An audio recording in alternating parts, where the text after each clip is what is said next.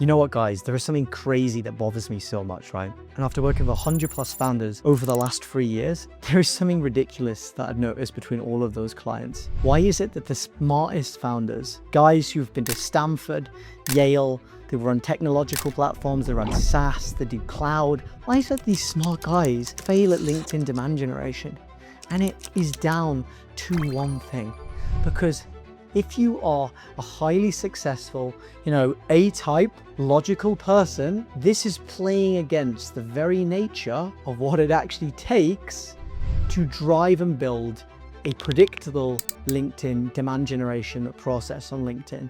Now, what do I mean by this? And we can arrange it as usual with old way and new way, right? Because this is before I've worked with founders, they're coming to me and often they're saying, you know what, we really know our clients. We've got our industry experience. And then you look at what it actually says and it's just incredibly dry. They never really speak to their clients. They never speak to them. So they really don't know what is the emotional language behind the clients themselves, or how they actually describe their problems, right? Or, they go, look, the Claude bros are going to hate me for this one. They go, I made my ideal client persona on Claude Code and it's told me exactly what I need to use. Yeah, buddy, bullshit.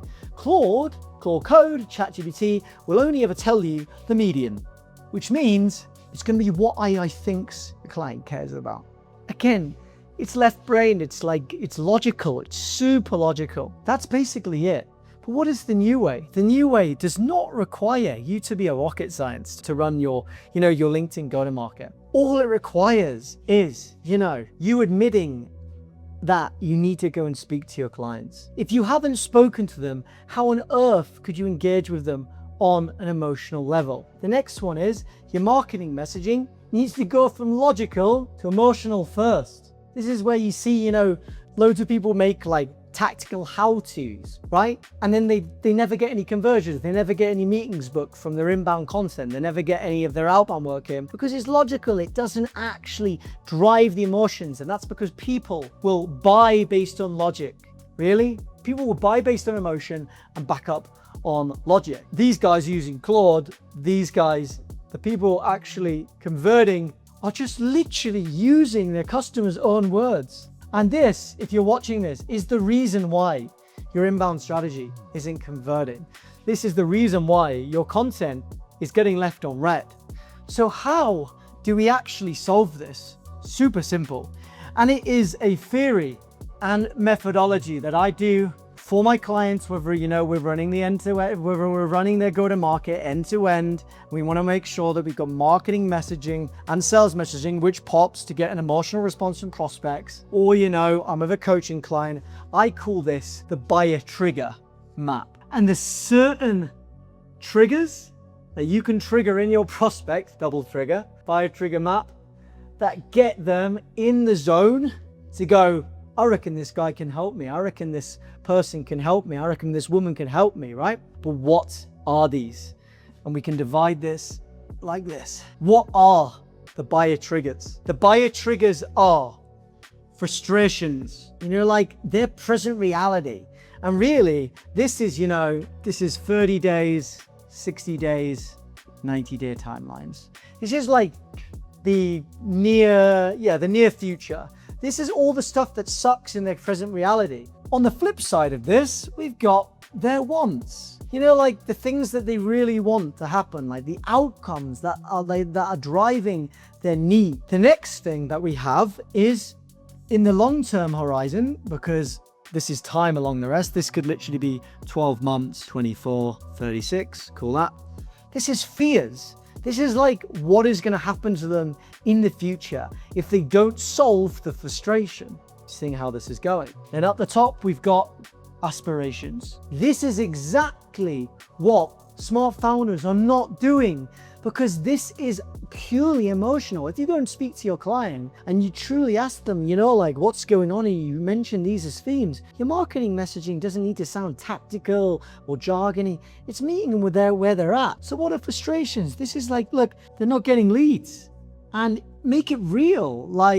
Ask them, if you're interviewing a client, how is it making you feel? Well, I'm worried. I'm worried that, we're not going to be able to get our client next month. I'm worried that maybe, the team are not being enabled to drive pipeline, going to miss my quarterly target. What other frustrations could we have there? One, I say to clients, looking the same as everyone else. And people going, why you, why now? Or they go, just show me what you got on a sales call because you look the same as all the vendors.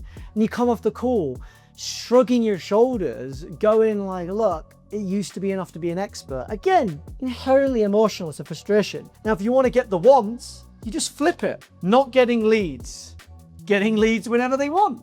Getting predictable pipeline. But make sure that it's framed as an emotional statement. So, there's a level of confidence there in the pipeline. They know what's coming in when they're going to get it. Looking the same as everyone else. They're going to have a differentiated view where for a differentiated positioning that when prospects get on a call, they already know who they are and what they do. They already know who they are and why they're different.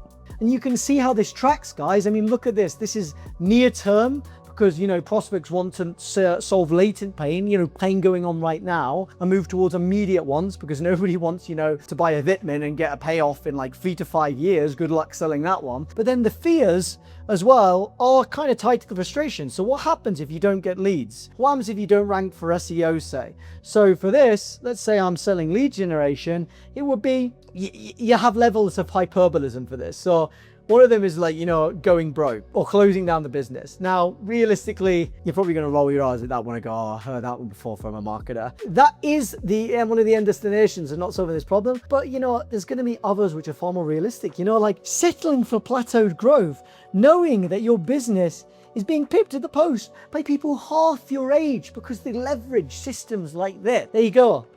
Now, the aspiration of that is the flip. It's just the flip of it. Fear into an aspiration. This is, you're going to build a big business with reliable revenue that you can build a fantastic lifestyle for yourself and your family. Do you see where I'm going with this? This is why smart founders don't get demand generation, because this is not super, super smart. This is not rocket science. It's very emotional. And this is why I often see people fail. So if you can do that, build out your buyer trigger map and talk about these triggers in your content, in your outbound, I promise you, your pipeline is going to be looking much better for all quarters ahead.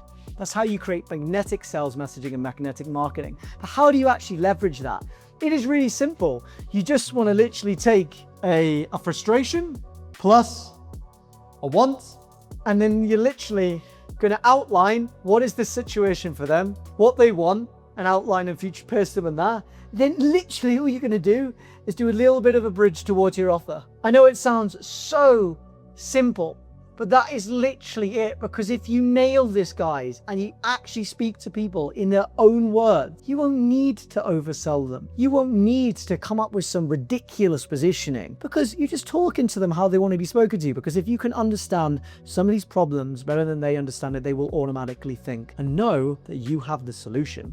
Right? And look, you can repeat this. Like, that could be a frustration or one. You can get freaky with this. You can pull in multiple of these levers, these buying trigger buttons. So you can take a frustration. You can then future pace them on the fear. Again, present and future. Again, I've said this in a couple of years, bridging the gap between where they are and where they want to go. And then put it towards maybe an aspiration. And you're going to just talk about that. Oh, struggling to book sales calls. It sucks when your calendar's empty. You know that if you don't get this sorted, the next quarter is looking thin on the ground. And you're going to really start to wonder, okay, like, what if that client that that might leave? And if they do leave, what does that mean for you and your team and payroll? Well, what if there was a way, if you did have the right sort of system, that you never had to have this situation ever again? And you could build a big business that you always know where your next client is coming through, and it's predictable and it's confident and it's boring. It works. See what I did there? Buyer triggers. This is exactly what smart founders have to do to convert in the sales messaging and the marketing messaging. Look, you could take this to sales messaging, a frustration, an aspiration. That's it. It's the same structure every single time. I literally implore you to sit down in a room, lock yourself away, and map out the buyer triggers. This is something that we do with every single client. If you want to get specific help with this, you can navigate to the description button at the bottom of YouTube here, and that is going to tell you a readiness score of how well LinkedIn can work for your business. It's going to tell you exactly what you need to focus on here, whether it's content strategy, whether it's ideal client persona, and it's going to build you an 100% personalized plan, which is going to help you to get your next B2B client in the next 90 days from LinkedIn. My name is Shalom. Subscribe if you like this video. It's been an absolute pleasure to run the session with you today. Peace.